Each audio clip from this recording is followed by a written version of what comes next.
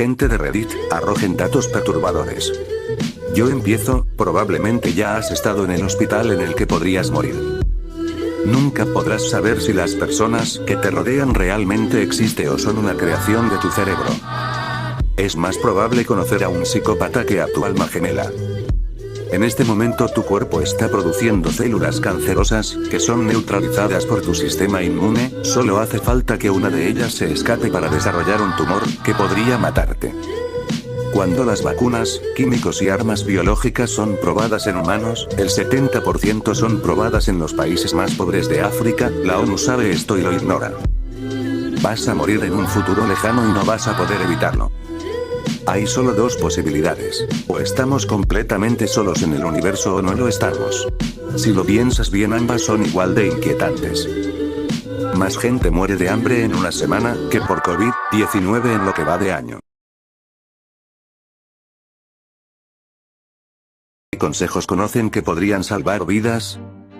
1. Si alguna vez alguien es apuñalado, no saques el objeto con el que fue lastimado, eso va a hacer que empiece una hemorragia.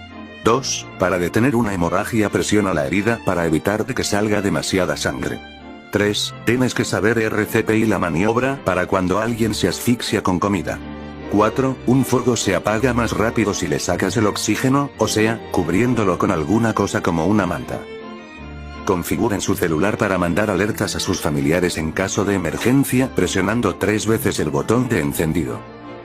A ver, tengo algunos. Si estás en riesgo de congelamiento, ata bien los cordones de tus zapatos y la ropa para evitar quitársela más adelante por las alucinaciones, y siempre proteja el torso y pecho del frío. Si va por un desierto, procure no sacarse la ropa que lleva puesta por el calor a menos que sea necesario, y no beba el agua de un cactus, muy pocos son potables. No coma lagartijas o ranas o plantas a menos que esté 100% seguro de que es comestible. Aprenda a hacer nudos o vea vídeos y practique a diario nudos. Le ayudará en más de una ocasión. Si va a caminar trayectos muy largos por un camino sin árboles o sombra, hágalo en la tarde o en la noche. Se puede hacer lupas con hielo y haz y prender una fogata. Siempre cocine sus alimentos. No beba agua de ríos o manantiales a menos que sea realmente necesario.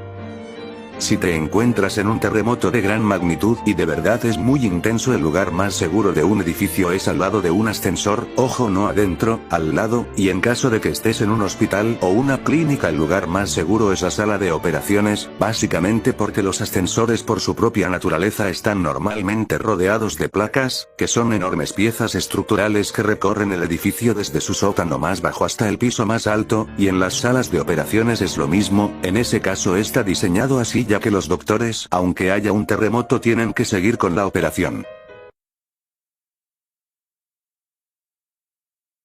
Relatos turbios de mis seguidores. Un día, cuando iba de regreso a mi casa, fui testigo de un asesinato.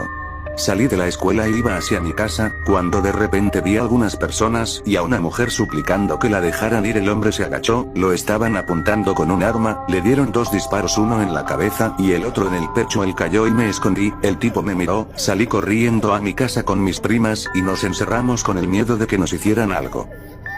Mi tío murió hace un año y cabe destacar que él y yo no nos llevábamos bien, pues él era muy machista y casi maltrataba a mi tía. Bueno, él murió de COVID y los primeros días se sentía un ambiente muy feo, muy pesado.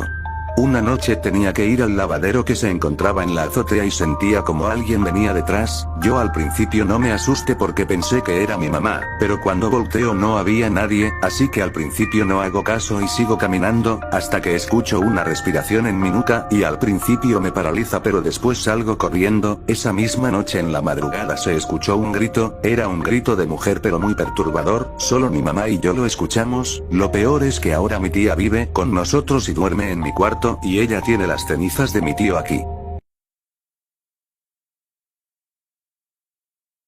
Hace 1 año y medio de mi infancia en un hospital, a causa de una enfermedad cardíaca. Hagan sus preguntas.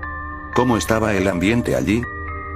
Recuerdo muy pocas cosas, aunque para aquel entonces era solo un bebé. Recuerdo que habían más bebés con más enfermedades. Recordando ese sitio es un poco tétrico, escuchar todos los días bebés llorando, doctores abusivos, enfermeras que eran muy malas personas, y lo que más me hacía sentir mal era escuchar a las madres llorando por sus hijos que tenían enfermedades graves, incluyendo a mi madre.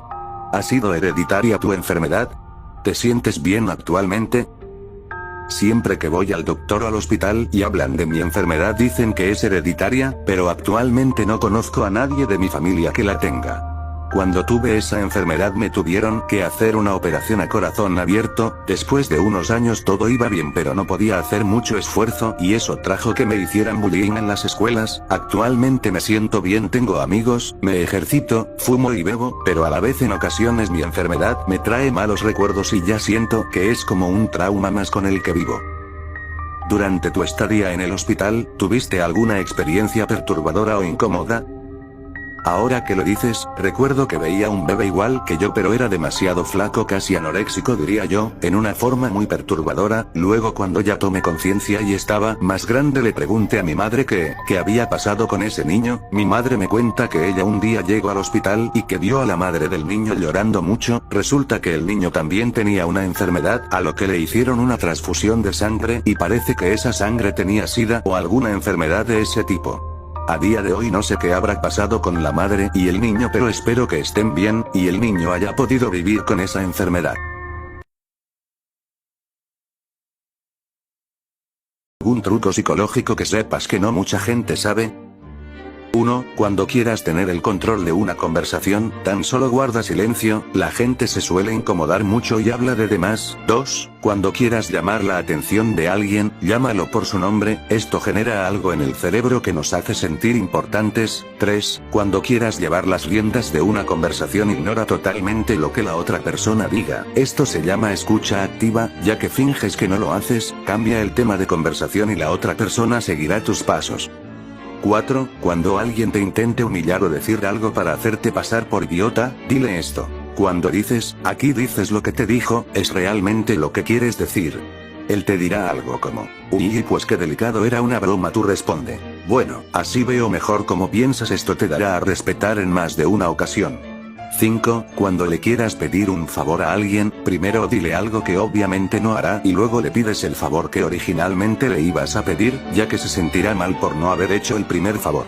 Para una correcta intimidación en una pelea, debes pisar su pecho contra el piso tras empujarlo, abusa de tus capacidades y minimiza a tu rival cada segundo para enojarlo, probablemente se enojará rápido y desatará todo su enojo. Cuando caiga al piso caerá frío si después de tumbarlo haces algo como pisarle el pecho, algunos hasta lloran y eso los hace sentir tan mal que si la pelea podría ser pareja, se vuelve totalmente a tu favor porque él habrá perdido ese deseo de pelear. Si pides las cosas por favor aumentarás las posibilidades de que algo ocurra a tu favor, 100% garantizado. Ya en serio, si te acercas mucho a alguien la otra persona se sentirá atrapada, dependiendo de cómo de tímido sea. Se sentirán muy inferior en ese momento, te hace tener un poco de control, si tras de eso tú guías la conversación y das respuestas pseudo-filosóficas que son lo suficientemente impresionante para los incautos pero sin un significado profundo, quedarás como un genio cuando no puedan seguirte. Si quieres un gran ejemplo de esto, solo mira cualquier entrevista de Charles Manson, las actitudes están allí para analizar. Conseguí invocar un espíritu protector para mi familia, hagan sus preguntas. Luego de la invocación, ¿ha pasado algo paranormal en tu casa? No, como dije, es un espíritu protector, lo que hace es evitar que entidades malignas entren en mi casa y protege a cualquier familiar mío. También puedo escribirle notas ya sean preguntas o peticiones, y él las responde o cumple, obviamente pidiendo algo a cambio. ¿De alguna manera puede llegar a ser peligroso? No, hicimos un contrato, por lo cual él no puede romperlo ni yo puedo romperlo, o habrá graves consecuencias. ¿Cómo lo invocaste? ¿Te habla? ¿Tu familia sabe del espíritu? Fue un ritual especial, lo deberás hacer por la noche, donde en una hoja de papel derramarás tu sangre, él aparecerá delante de ti y te pedirá un contrato según sus exigencias. Si quieres cancelar el contrato deberás entregar la alma de alguien que será bebida vaso a vaso durante un tiempo. ¿Por qué lo invocaste? Para ver si existían esos seres o entes, pero terminé por hacer el contrato para que proteja a mi familia. ¿De dónde sacaste el ritual? Lo saqué de una biblioteca donde habían libros que hablaban de rituales satánicos y otras cosas relacionadas, hasta que me llamó la atención algo llamado ángel protector y espíritu protector. ¿Ha sido su peor experiencia con un doctor/doctora? Había tenido una cirugía y, mi herida se había infectado, por lo tanto tenía una abertura en el abdomen de alrededor de 10 centímetros, la cual tenía que ser limpiada de 2 a 3 veces por día. Un día un médico que estaba haciendo la especialidad vino y me dijo que él me iba a curar, todo bien hasta que comenzó a dolerme demasiado y me puse a llorar, a lo que el doctor me respondió: si no te callas será peor, así que cállate, no duele tanto. Ahora imagínense, herida infectada por donde introducían sus manos para lavarte por dentro con gasas, claro que iba a doler. Al infeliz le gustaba hacerme sufrir. Fue él quien me retiró los puntos, no tuvo nada de tacto y me los arrancó. Fui con 3 doctores diferentes antes de que me diagnosticaran peritonitis. En 10 días aún en urgencias recibí 2 diagnósticos errados, pero no culpo a nadie. Mi cuadro era muy cabrón y solo podía saberse con tomografías y otro equipo muy especializado que no tenían en los consultorios de mercado donde fui en esos 10 días. También fue mi culpa porque no les dije que no podía cagar ni pedorrearme. Quienes sepan de gastro sabrán que esto es crucial en muchos cuadros graves. Mi madre estaba con un dolor muy fuerte en su abdomen, la llevamos al ISSSTE y tardaron demasiado en atenderla, le dijeron que era colitis pero ella se negó a eso, entonces la llevamos a un privado donde le hicieron el ultrasonido dando piedras en la vesícula. Regresamos al ISSSTE para ver si la podían operar, aún teniendo pruebas no la atendieron hasta después de días, recibiendo malos tratos de enfermeras, diciendo que solo quería atención. Fue horrible para ella y para mí verla sufrir. Fue el caso más satisfactorio de karma que hayan presenciado.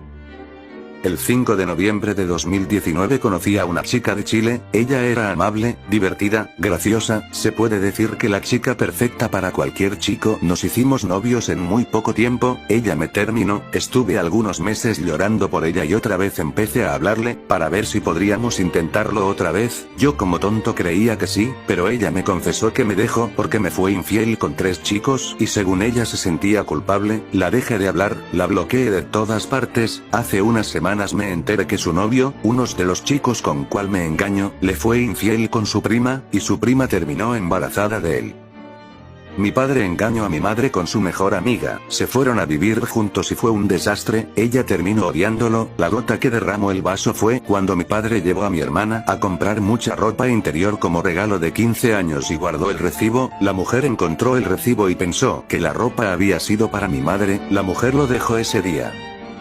Una chica que era de las populares, y las que son bien peirras, me acusó de que yo la había embarazado, y que me tenía que hacer cargo de su escuincle. Ella estaba en verdad embarazada y me hicieron pruebas del ADN, y ahora ella no puede acercarse a menos de 1 kilómetro cerca de mí. Fue el caso más satisfactorio de karma que hayan presenciado. Mi exnovia me engañó con todos mis amigos, se burló de mí, hizo que entrara en depresión y que casi me suicide. Poco después de que la dejé, cayó en drogas, alcohol, sus papás se enteraron que se metía hasta con un amigo de ellos, ella perdió a sus amigos, el respeto de sus papás, y la única persona que la trató bien.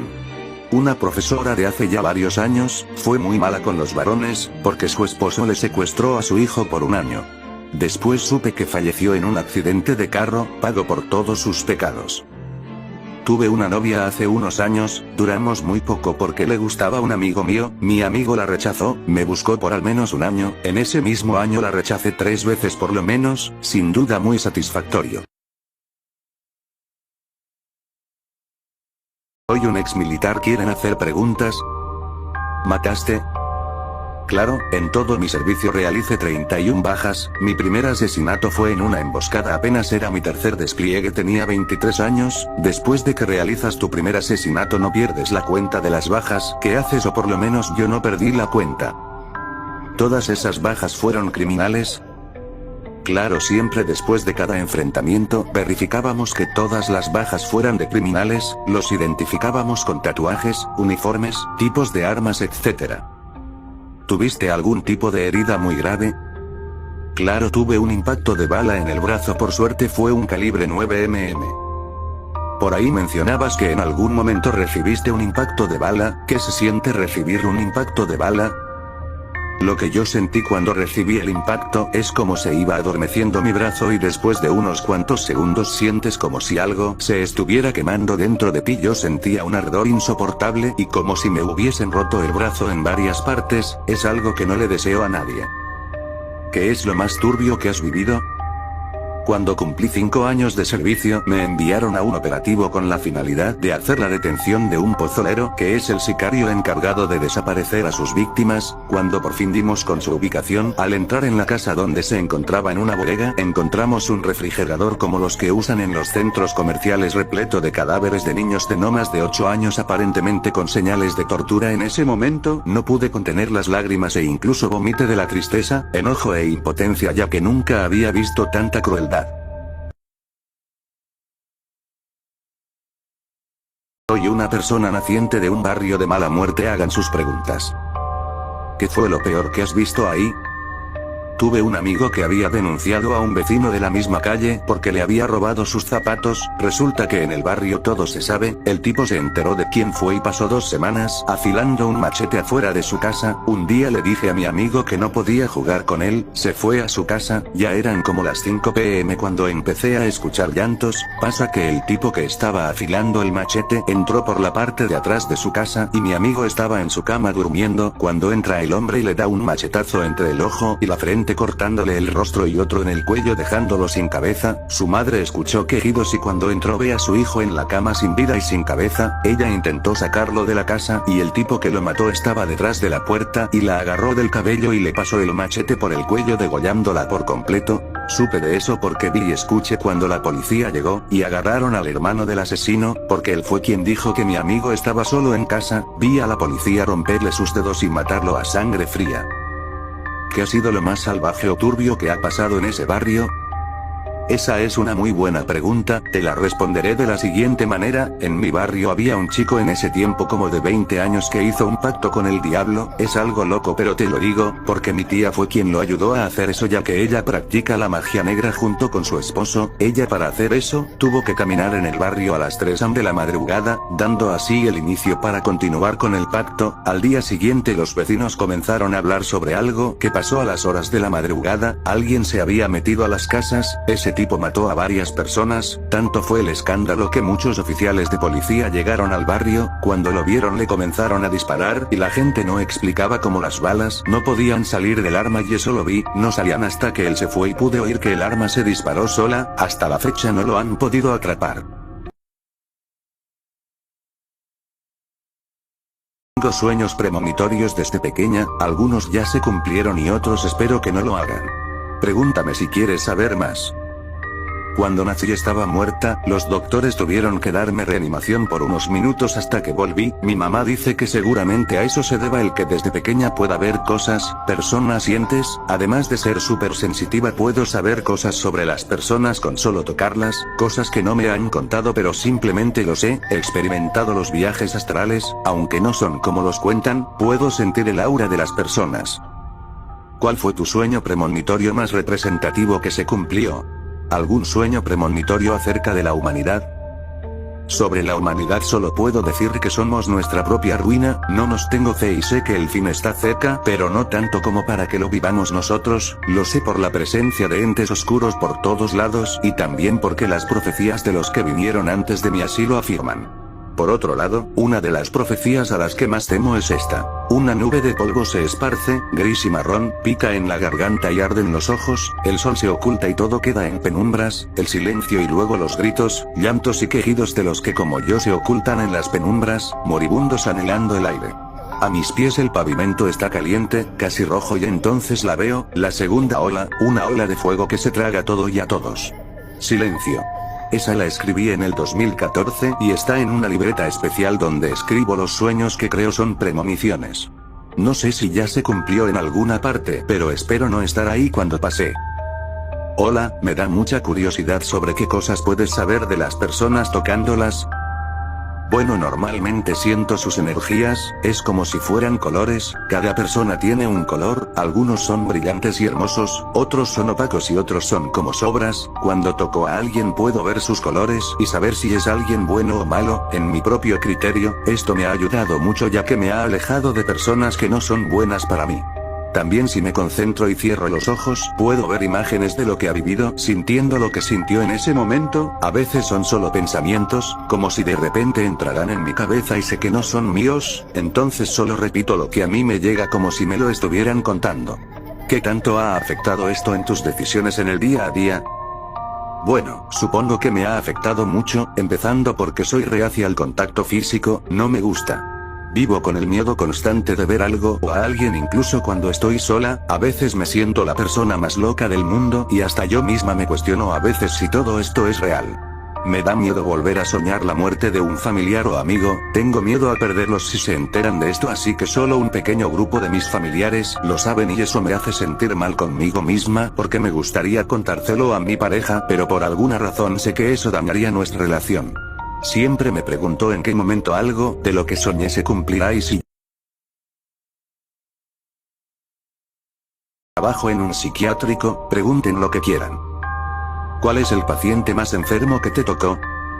La verdad no sabría decirlo, hay muchos pacientes enfermos que entran a diario, pero hubo uno que recuerdo, le tenía mucho miedo al sueño, él siempre estaba despierto y como era de esperarse falleció poco tiempo después, le poníamos tranquilizantes y medicamentos para que pudiera descansar pero nunca funcionaba, y yo siempre le preguntaba por qué no le gustaba dormir y él siempre decía, siento que me va a pasar algo si me quedo dormido, mi alma va a salirse y van a entrar demonios en mí. ¿Qué es lo más raro que un paciente te ha dicho? Me han dicho muchas cosas perturbadoras y que me han dejado pensando, una de esas fue que un paciente me dijo que su padrastro ya le habían sacrificado a su hermana de 8 años, ese mismo día busqué los documentos de ese paciente, pero jamás se habló de una hermana pequeña, algo que me dejó dudando, así que investigué y hablé con la mamá, y esta me dijo que sí había tenido una niña, pero que a los 8 años había muerto, yo no le dije lo que había dicho este paciente, simplemente le pregunté que si alguna vez conoció a esta niña, ella me dijo que no, ni siquiera sabe que existía. Eso me dejó pensando demasiado. ¿Se viven experiencias paranormales en donde trabajas? Muchas veces han ocurrido algunas, de hecho, un día encontramos a un paciente dibujando un pentagrama en su sábana, intentando hacer algún tipo de ritual, pero sí, a veces doctores han contado que han visto correr por los pasillos, cuando ya es muy tarde a una niña pequeña, pero eso es raro, porque en el psiquiátrico que yo trabajo no hay niños, es solo para adultos. Encargos al público como hacker en la Deep Web, hagan sus preguntas. ¿Has resuelto casos tú solo, y si es así cuenta el más difícil? Una vez, un usuario empezó a publicar CP, pornografía infantil, de manera masiva, me costó rastrearle, necesité ayuda de un amigo, desde que pillamos a ese hijo de puta mandamos patrullas a la casa, espero que ahora esté pudriéndose en la cárcel. ¿Hay algún encargo que te haya dejado marcado? Sin ninguna duda, un usuario anónimo me encargó que entrara al ordenador de su jefe, pues el cliente sospechaba que su jefe tenía CP, pornografía infantil. Al entrar vi exactamente eso, algo espeluznante, fotos de niños haciendo el acto, vídeos de él tocándose con esas imágenes, lo primero que hice fue reventarle el ordenador, lo dejé inutilizable, y al cliente le dije que si lo denunciaba, yo no le cobraría, pues meterse en un dispositivo es un encargo algo caro. Ese hijo de puta está en la cárcel, me encantaba hacer eso. Aún así esas imágenes vienen a mi cabeza, pero no es nada traumante, solo que lo recuerdo más seguido. ¿En algún momento corriste peligro por eso? Sí, una vez una persona intentó tumbarme la cuenta, mi grupo me ayudó y no solo paramos el ataque, sino que se la tumbamos a él. ¿Cuál fue el encargo más raro que te tocó hacer?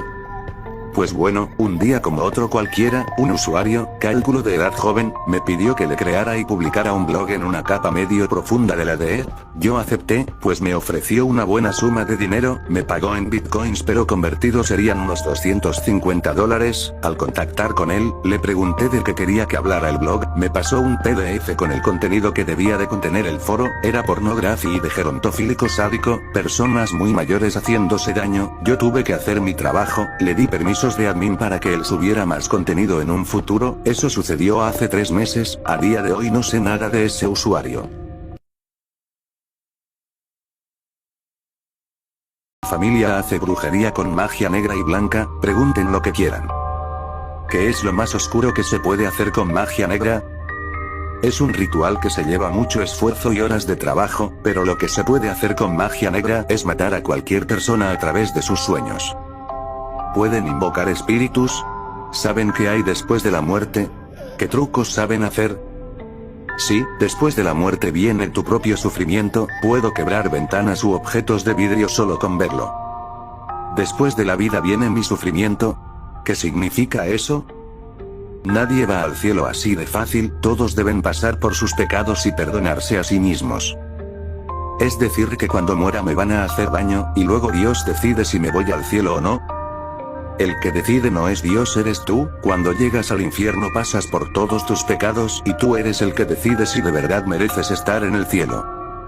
Hola, yo la verdad no creo tanto en eso, porque no tengo experiencia, pero tengo una duda. ¿Tienes alguna experiencia que te haya dejado marcado? ¿O la que más te impresionó? Lo que me dejó marcado es que una señora llevó a su esposo como a las 2 de la mañana, porque actuaba muy raro por las noches, según la señora hablaba con una voz un poco grave, así que mi abuela decidió amarrar al señor con unos lazos rojos, y empezó a decir unas palabras. En el momento el señor empezó a gritar muy fuerte hasta que mi abuela le puso unas ramas prendidas en fuego en el pecho del señor, haciendo que la persona empezara a vomitar un líquido todo oscuro, haciendo que la mandíbula del señor se abriera más de lo normal y así perdiendo la vida. Según nos dijo la señora es que su esposo tenía un tablero de Ouija con el que trataba de comunicarse con un viejo amigo que había muerto hace unos meses. Soy ex trabajador de un hospital, hagan sus preguntas. ¿Qué es lo más turbio que viste? Lo más turbio que vi no fue en el hospital. Hace algunos años estudié criminalística, me hice muy amigo de la profesora, le pedí que me llevara a una necropsia, y accedió a llevarme. Cuando llegamos creí que era una necropsia común, pero no, la necropsia era un bebé de aproximadamente unos 9 meses de edad, fue víctima de abuso y maltrato físico. Es verdad que uno se puede echar un cambio con el muerto, o tener relaciones con él, o venderlo en el mercado negro. No, sería muy arriesgado y asqueroso tener relaciones con un muerto. Cuando estás en persona es lo último que se te pasaría por la cabeza, además de que puedes contraer ciertas infecciones graves. Por otra parte, los cuerpos ya están identificados y la mayoría de veces hay familiares esperando el dictamento de la necropsia. Debes entregar el cuerpo a la funeraria, así que no se pueden vender en el mercado negro. Si el cuerpo está sin identificar, se realiza el procedimiento requerido y se traslada a una fosa común. ¿Alguna vez te pasó algo aterrador? Una vez llegó un paciente con una puñalada precordial, demasiado cerca al corazón, tuve que reanimarlo con las manos. El paciente giró su cabeza y me miró. Pudo haber sido una respuesta nerviosa del cuerpo o algún movimiento externo, pues había muchos estudiantes de medicina. Su mirada era horrible, reflejaba tristeza, se miró de una forma que no sé cómo describir, aún no he podido olvidar eso. ¿Qué fue lo más aterrador que viste en tus años laborales? Una noche en urgencias llegó una paciente consumidora de bazuco. La paciente ya era conocida, hace un mes había entrado a trabajo de parto, tuvo un hijo no tan saludable por la condición de consumidora de la mamá. La paciente entró con una bolsa de basura, estaba llorando y gritando, nos rogaba que la perdonáramos, pero que le había ganado el hambre. En ese momento no entendimos qué había pasado. Cuando abrimos la bolsa, estaba el bebé sin algunas partes de su cuerpo. Sí, la madre consumidora se comió partes de las extremidades de su hijo recién nacido. Soy un doctor y psicólogo de gente con esquizofrenia grave, hagan sus preguntas. ¿Alguno de tus pacientes mató a alguien? Si es así, ¿cómo fue? Un paciente de 16 años de edad, apuñaló a otro paciente, no llegó a matarlo, se logró tratarlo con tiempo, pero no hubo ningún paciente a tal grado de asesinar a alguien. ¿Algún paciente te agredió, o dijo algo que te dejó helado? El día en que un paciente trató de asesinarme con un vidrio, gracias a Dios llegaron los de seguridad. ¿Has tenido una experiencia paranormal con un paciente? Me tocó turno nocturno y me tocaba tratar a un paciente en una camilla, me quedé ahí entre unas 2 o 4 horas, y en esa noche se escucharon demasiados ruidos, pasos, murmullos y toques de puertas. Cabe aclarar que ningún paciente puede estar fuera de su habitación a ese tipo de horas. Al cabo de un tiempo salí una vez que el paciente quedó dormido y vi a un paciente caminando en 4 patas con sangre en manos. Llamé a la policía y no hubo ningún cuerpo. Se dice que el paciente comió ratas a pesar de que el lugar es un lugar de aseo diario, cada 2 horas se limpia cada rincón del lugar. Eso es lo más extraño. ¿Hay algún paciente que te contó una historia que te heló la sangre? Un paciente de 16 años me contó que sus padres comían animales, pero que no eran extranjeros, me refiero a los asiáticos, ellos comen animales o cosas así, y que lo hacían comer forzadamente, y que él un día se quería cortar la cabeza, pero no lo hizo porque se supo controlar. Lo mantuvimos en observación durante unas semanas, y él empezó a querer trepar paredes y se hacía sangrar, y en una madrugada lo vimos tirado en el piso con sangre. No había forma en que se hiciera daño ya que las camas están pegadas al piso, casi todo está pegado a menos que él se haya golpeado, pero lo que me heló la sangre es lo que a las semanas amaneció con la cabeza cortada una mañana. ¿Es lo más turbio que hayan visto en internet?